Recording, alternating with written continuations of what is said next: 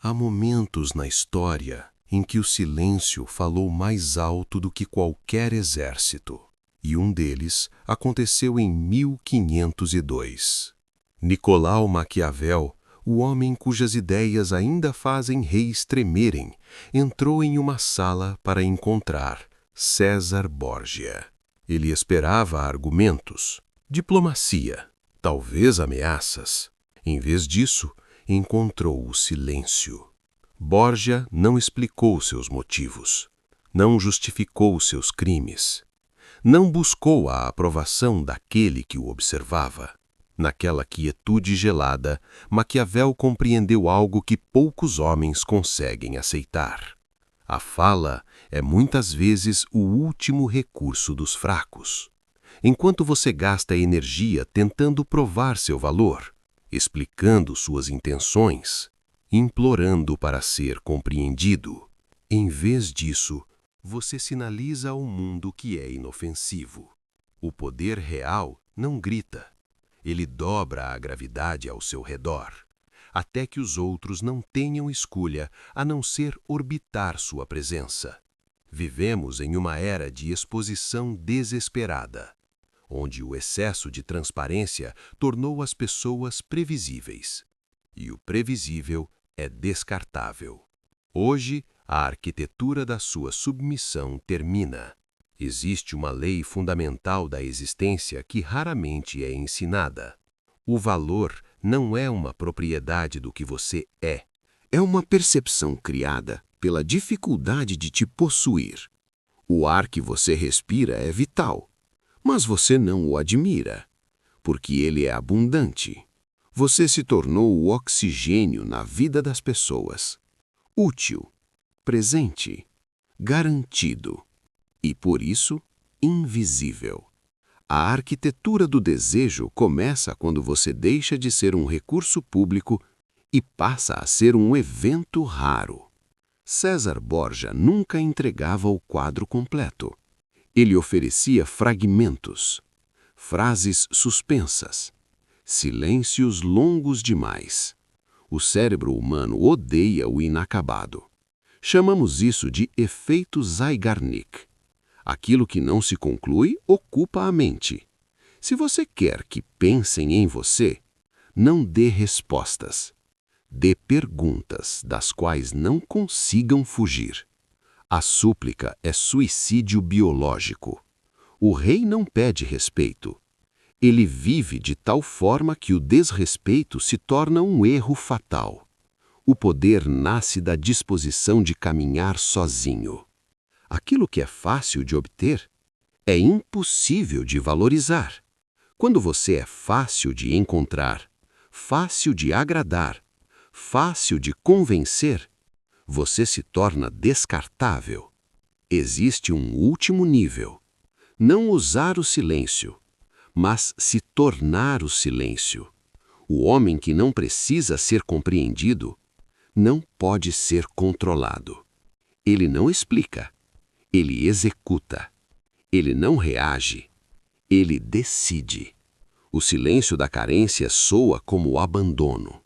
O silêncio da soberania soa como autoridade. Mas há um nível que quase ninguém alcança, porque ele não exige técnica, exige renúncia.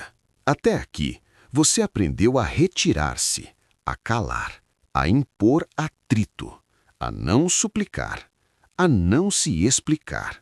Isso já o coloca acima da média barulhenta. Mas existe uma diferença brutal entre aquele que usa o silêncio como ferramenta e aquele que se torna o silêncio. O primeiro ainda reage, ainda sente, ainda ajusta sua energia ao ambiente. O segundo dissolve a reação na origem. A maioria das pessoas acredita que poder é influência. Estão erradas. Influência ainda depende do outro, ainda pede permissão. Poder verdadeiro é independência perceptiva. Quando você alcança esse estado, algo estranho acontece. Você para de se sentir observado, para de se sentir avaliado, para de se sentir incluído ou excluído. O mundo continua olhando, mas você já não está mais disponível para o olhar. Este é o estado mental dos homens que moldam eras, sem deixar rastros emocionais. Eles não precisam provar força, porque não disputam território psicológico. Eles não competem, porque competição é a linguagem de quem ainda pede permissão para existir. Observe os verdadeiros estrategistas da história. Eles não venceram por serem mais agressivos. Venceram porque não estavam emocionalmente presentes no campo de batalha. Enquanto todos lutavam para ganhar, eles já tinham decidido não perder. Existe uma armadilha final. Uma armadilha que destrói até os mais disciplinados. A necessidade de ser entendido. Quando você fala demais para que compreendam suas intenções, quando ajusta sua verdade para caber na expectativa alheia, quando suaviza sua presença para não gerar desconforto, você não está sendo empático, está sendo domesticado. A domesticação social não acontece com correntes visíveis. Ela acontece com sorrisos, validações, convites e elogios sutis. O sistema não quer que você seja fraco. Ele quer que você seja útil e previsível. O homem soberano não se rebela contra o sistema. Ele se torna ilegível para ele. É por isso que o verdadeiro poder não discute narrativas. Ele abandona o palco. Quando você para de reagir a provocações, quando para de se explicar para quem não paga o preço do acesso, quando para de responder a tudo, o mundo entra em curto-circuito. Porque o sistema só funciona com fricção emocional. Sem reação, ele não tem onde se apoiar. A partir desse ponto, sua presença começa a gerar algo mais raro que respeito: cautela. As pessoas passam a medir palavras ao seu redor. Passam a hesitar antes de testá-lo. Não porque você ameaçou, mas porque você não se expôs. E aqui está a verdade que ninguém gosta de ouvir. O homem que não precisa ser entendido não pode ser controlado. Ele não explica seus limites. Ele os mantém. Ele não anuncia seus movimentos. Ele se move. Ele não promete. Ele executa.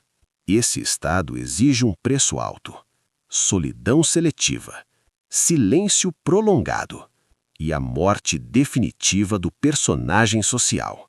Mas o que você ganha em troca não pode ser comprado, imitado ou tomado. Gravidade. Gravidade não se impõe, ela é sentida. Quando você entra em uma sala com gravidade, ninguém pergunta quem você é. Eles sentem que perguntas seriam inadequadas. Quando você fala, não há pressa em responder. Quando você se cala, o silêncio não é vazio, é pesado, é definitivo. É nesse ponto que você deixa de buscar cenários favoráveis e passa a ser o fator dominante do ambiente. Nada disso é sobre manipular pessoas. Manipulação é o jogo dos inseguros.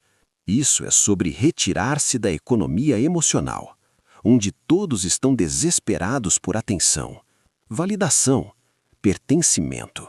Enquanto o mundo grita, você observa. Enquanto o mundo reage, você decide. Enquanto o mundo se expõe, você preserva. E então acontece o paradoxo final. Quanto menos você tenta ser relevante, mais difícil se torna ignorá-lo. O silêncio que nasce da carência soa como abandono.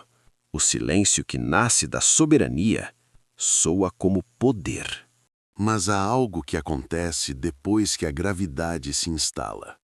Depois que o ruído externo perde força. Depois que você deixa de reagir. Nesse ponto, o poder deixa de ser algo que você exerce e passa a ser algo que você irradia. A maioria das pessoas confunde autocontrole com repressão. Não são a mesma coisa.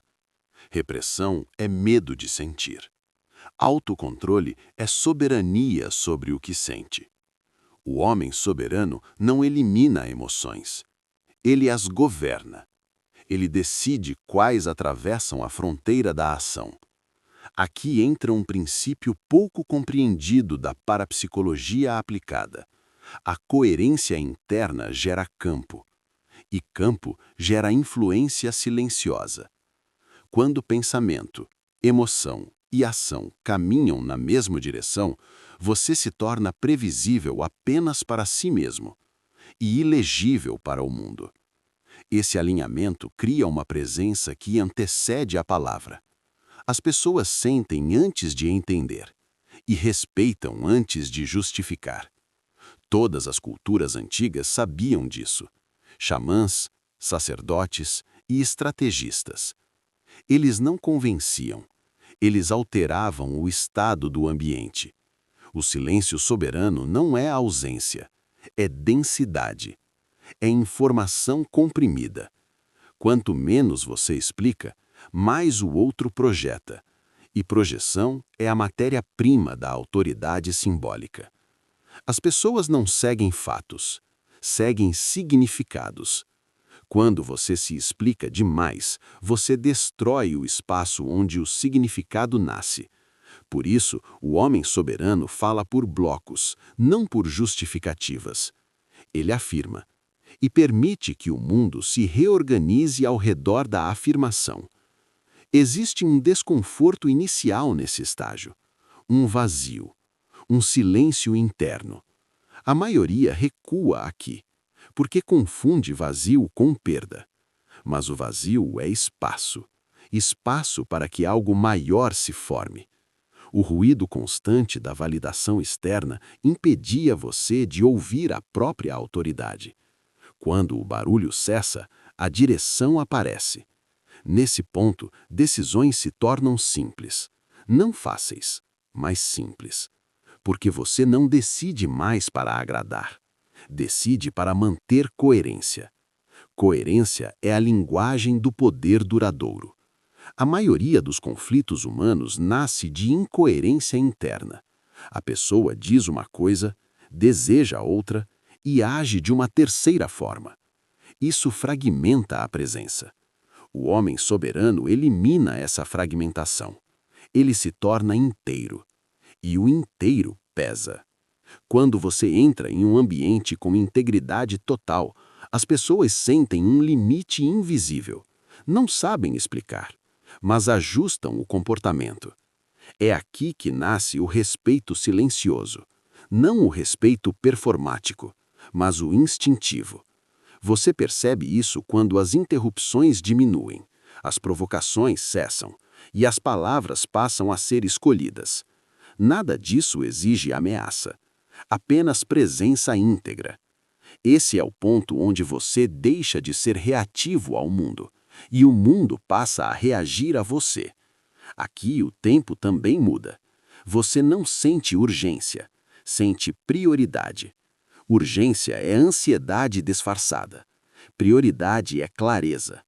Quando você opera a partir da clareza, menos decisões são necessárias. E cada decisão tem mais peso. Esse é o estado em que líderes reais operam. Não estão sempre ocupados. Estão sempre alinhados. Observe, o mundo corre, o soberano caminha. E porque ele caminha, ele chega inteiro. Existe uma última armadilha, a armadilha do personagem. Depois que você conquista a presença, o ego tenta transformá-la em identidade. É aqui que muitos caem. O personagem quer ser visto. O soberano aceita ser invisível. Quanto mais você tenta sustentar uma imagem, mais energia perde. A soberania real não se sustenta. Ela simplesmente é. Nesse estágio, você já não precisa provar nada, nem para os outros, nem para si mesmo. Você se torna confiável para si. E essa é a base de toda a autoridade externa. Quando você não deve nada à sua própria consciência, o mundo não tem como te cobrar. Esse é o silêncio final. Não o silêncio da fuga, mas o silêncio da posse de si. E quando um homem possui a si mesmo, tudo o que o cerca se reorganiza.